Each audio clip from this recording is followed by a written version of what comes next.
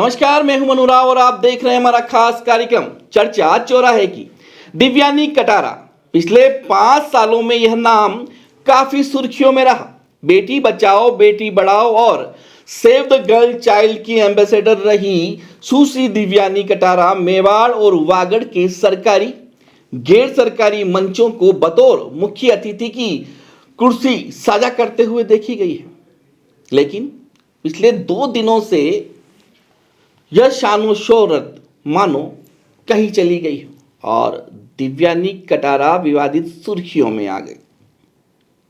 सरकार बदलते ही धोखाधड़ी से पैसे ऐंठने, देह व्यापार कराने, बच्चियों को बेचने, गैंग रेप आदि जैसे संगीन और घिनौने आरोप लगाने से वागड़ का नाम देश भर में रोशन करने वाली यह बेटी बदनाम होती चली गई।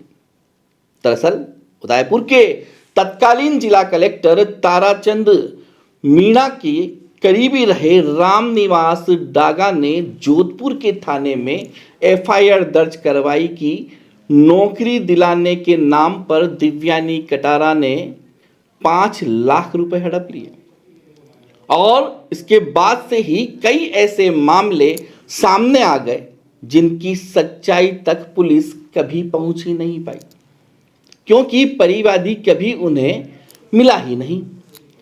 वह परिवाद गुमनाम होने से फाइलों में बंद हो गए। भले ही अम्मा माता में अंजलि नाम की परिवादी हो या प्रताप नगर में राकेश नाम का परिवादी, आज तक पुलिस को मिले ही नहीं है, क्योंकि कोई बिना सरनेम के ढूंढना इन सबको मुश्किल था। लेकिन जैसे ही रामनिवास डागा की घटना सामने आई, उन परिवारों को भी पंख लग गए और वह बंद हुई फाइलों से बाहर निकलकर मीडिया की सुर्खियां बन गए। वागड़ के डूंगरपुर जिले की एक छोटी सी विधानसभा 84 की रहने वाली दिव्यानी कटारा मॉडलिंग की दुनिया में शोहरत बटोरने के बाद समाज सेवा के साथ साथ बेटियों को आगे बढ़ाने के लिए संघर्षरत रही। उसी की वजह से कांग्रेस सरकार ने सुश्री दिव्यानी कटारा को बेटी बचाओ बेटी पढ़ाओ का स्टार प्रचारक बना दिया। कांग्रेस के राष्ट्रीय अध्यक्ष रही सोनिया गांधी से लेकर तमाम राजनेताओं के साथ दिव्यानी कटारा मंचों पर देखी गई है। इतना ही नहीं, सुश्री कटारा उदयपुर के पूर्व कलेक्टर ताराचंद मीणा की भी करीबी रही और उनके साथ कई मंचों को भी साझा करती रही है। जोधपुर के रामनिवास डागा ने दिव्यानी कटारा पर 5 लाख ऐंठने का आरोप लगाया। इस मसले को करीब से देखें तो रामनिवास और दिव्यानी दोनों ही तत्कालीन जिला कलेक्टर के करीबी रहे हैं। लेकिन ऐसा क्या हुआ कि संबंधों की कड़वाहट इस स्तर तक आ गई कि कभी साथ काम करने वाले अब आरोप लगाने लगे। गत वर्ष दिव्यानी ने वागड़ इलाके में मॉडलिंग, डांसिंग और सिंगिंग का इवेंट किया था। आयोजन मंडल में दिव्यानी के साथी रहे रजत पिचोलिया ने बताया कि आदिवासी प्रतिभाओं को आगे बढ़ाने के मकसद से आयोजित इवेंट सागवाड़ा, बांसवाड़ा, सीमलवाड़ा और डूंगरपुर में किया गया। कार्यक्रम को सफल बनाने के लिए ये लोग जिला कलेक्टर ताराचंद मीणा से मिले, जहां रामनिवास डागा पहले से ही मौजूद थे। बाद में कलेक्टर की अनुशंसा पर डागा ने इवेंट के लिए दिव्यानी कटारा के अकाउंट में पैसे डाल दिए। इवेंट भी अच्छे से संपन्न हो गया, लेकिन उसके बाद से ही डागा फिर से पैसों की डिमांड करने लगा। इस पर रजत पिचोलिया ने अपने अकाउंट से ली गई राशि से ज्यादा पैसे डागा को ऑनलाइन पेमेंट कर दिया। सुनिए क्या कुछ कहना है इस पूरे मामले में रजत पिचोलिया का। सर, अभी हाल ही में जोधपुर के सुरसागर थाना क्षेत्र में एक मुकदमा दर्ज होता है दिव्यानी कटारा के ऊपर जी, जिसमें धोखाधड़ी का मुकदमा उनके ऊपर दर्ज हुआ है। 5 लाख रुपए का धोखाधड़ी का मुकदमा था, जो नौकरी देने की एवज में उनसे पैसे वसूले गए। इस पूरे मामले में कितनी सच्चाई है, क्योंकि रामनिवास डागा करके व्यक्ति है जिन्होंने ये मुकदमा दिव्यानी कटारा के ऊपर दर्ज कराया है जी। ये बिल्कुल ही खारिज मुकदमा है और ये बिल्कुल ही फ्रॉड मुकदमा है। ऐसा कोई भी दिव्यानी कटारा का इससे कोई ताल्लुकात नहीं है। और जो रामनिवास डागा ये क्लेम कर रहे हैं कि उन्होंने 1,10,000 रुपये जो खाते में दिए हैं, वो उन्होंने ताराचंद जी पूर्व जिला कलेक्टर के कहने पे आदिवासी बच्चों को उनका टैलेंट के लिए एक शो किया था हमने डूंगरपुर, सागवाड़ा, सिमलवाड़ा और बांसवाड़ा में। उसके तहत उन्होंने रामनिवास डागा को ये हिंट किया था कि आप इनकी मदद कर दीजिए इस शो में। वो भी ताराचंद जी वो ऑनलाइन यूज़ नहीं करते सर, इसलिए उन्होंने रामनिवास डागा को कहा था कि ये पैसा आप इनके अकाउंट में पैसा डलवा दीजिए, ये उन्होंने रामनिवास डागा को कहा था। तो उस एवज में जो मतलब आप ये कहना चाहते हैं कि सिर्फ रामनिवास डागा तो सिर्फ जरिया था जी, जो पैसा था वो ताराचंद जी ने सहयोग के रूप में आपको उन्होंने दिया ये पैसा सहयोग के हिसाब से उस कार्यक्रम को सफल बनाने के हिसाब से ताराचंद जी ने ये पैसा रामनिवास डागा को कहा था कि ये पैसा आप इनको दे दीजिए, जो पैसा उन्होंने खाते में डाल दिया था उस समय पे। और वही पैसा हमने उनको वापस कुछ टाइम बाद ही, जब ये सफल आयोजन हुआ तो उसके कुछ समय पश्चात ही रामनिवास डागा थोड़े ही दिनों में ये कहने लग गया कि आप मुझे पैसा दीजिए, बाकी मैं आपके खिलाफ मुकदमे करूंगा, मैं हाई कोर्ट में। क्यों करेगा मुकदमा दर्ज आपके खिलाफ? वो ये पैसा वापस मांगने लग गया कि आप ये पैसा मुझे वापस दीजिए, नहीं तो मैं आपके खिलाफ मुकदमे करूंगा, आपको मैं जेल भेजूंगा। मतलब वो थोड़ा सा इस तरह से हमको ब्लैकमेल करने लगा, मानसिक रूप से प्रताड़ित करने लगा। इसी दौरान हमने उसको वो सारा पैसा ऑनलाइन उसको वापस रिफंड कर दिया। एक मिनट, मैं आपकी बात पूरी तरह समझ नहीं पा रहा हूँ कि आप ये कह रहे हैं कि कलेक्टर साहब ने रामनिवास डागा को ये बोला कि वे आपके खाते में वो पैसे ट्रांसफ़र कर दें जी। तो रामनिवास डागा वो पैसे क्यों मांगने लगे और कलेक्टर साहब ने क्या आपको पैसे उधार दिए थे या मदद की थी? उन्होंने ये पैसा मदद के लिए दिया था, इस कार्यक्रम को सफल बनाने के लिए। लेकिन जब ये कार्यक्रम सफल हुआ तो उसके कुछ ही दिनों बाद में रामनिवास डागा बदतमीजी से दिव्यानी कटारा से पेश आने लगा। वो अपने मतलब उल्टी सीधी बातें करने लगा और उसने इसी दौरान ये कहा कि आप मुझे वो पैसा दीजिए, मैंने आपके अकाउंट में पैसा डाला है, मैं कल आपके ऊपर मुकदमा करूँगा और आपके ऊपर आपको जेल करवाऊंगा और आपका नाक रगड़वा दूंगा। इस तरह से वो हमको ब्लैकमेल करने लगा। इसी दौरान इस शो में मेरी भागीदारी रही थी, तो मैंने रामनिवास डागा को 1,35,000 के करीब पैसा वापस उसको लौटा दिया अकाउंट में। वो किसके खाते से लौटाया आपने? वो मैंने मेरे ही खाते से लौटाया उसको, ताकि ये बात वही लिया आपने दिव्यानी कटारा के खाते में और लौटाया आपके खाते से? जी जी। अब किसी प्रकार का उनसे कोई लेन देन? उनसे कोई लेन देन नहीं था। फिर जी, ये जो आपने पैसा प्रोग्राम करा, ये कौन से माह में करा था आपने प्रोग्राम? ये दिसंबर में किया था हमने, पिछले साल 2022 में दिसंबर में किया था। अच्छा। और रामनिवास डागा जी है, उन्होंने ये पैसा एक साथ नहीं दिया, उन्होंने टुकड़ों में पैसे दिया। उनको जो अमाउंट देना था वो उन्होंने टुकड़ों में दिया। अब एक बात बताइए कि पिछले साल दिसंबर की घटना थी जी, और आपने पैसा रामनिवास डागा के खाते में कब डाला? ये पहले तो पैसा डालने की कोई बात थी नहीं। जब अगर आपको किसी ने सहयोग किया है तो सबसे पहली बात ये है कि अगर आपका कोई सहयोग कर रहा है तो आप ये कभी नहीं सोचोगे कि वो पैसा उसको वापस देना है, क्योंकि कार्यक्रम सफल आयोजन के हिसाब से उन्होंने पैसा दिया था।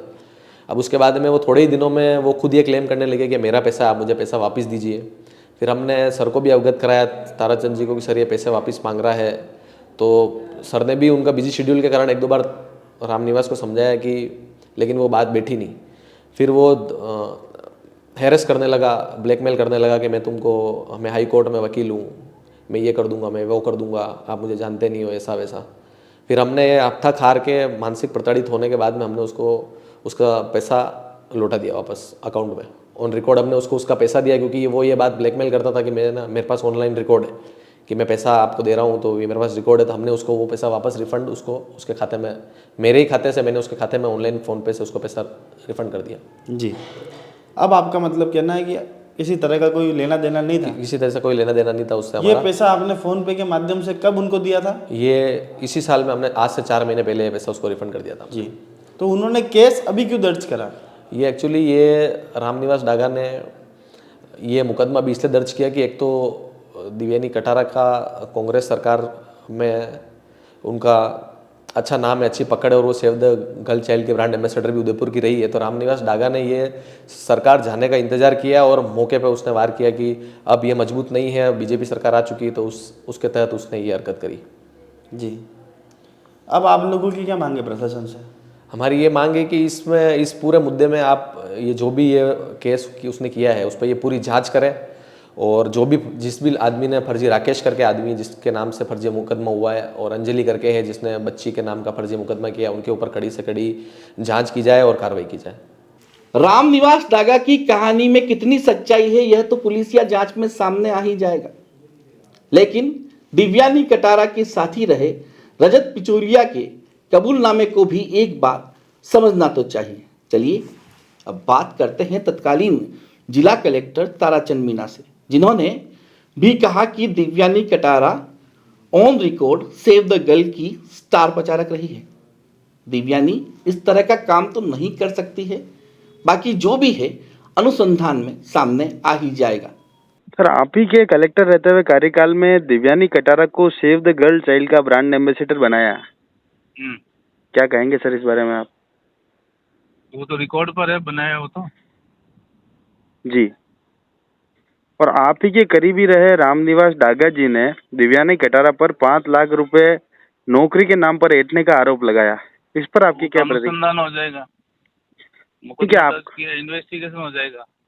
आपको लगता है क्योंकि दिव्यानी जी भी आपके नजदीकी रहे, तो आपको लगता है कि उनका नेचर इस तरह का है कहीं?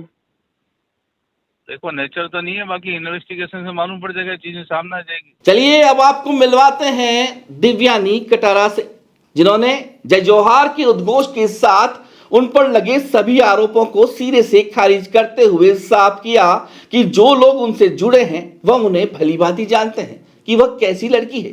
देश में समाज, क्षेत्र और प्रदेश का नाम रोशन किया है। वागड़ की इस बेटी पर लगे सारे ही आरोप झूठे हैं, जिसकी पूरी पड़ताल होनी चाहिए ताकि असलियत सामने आ जाए।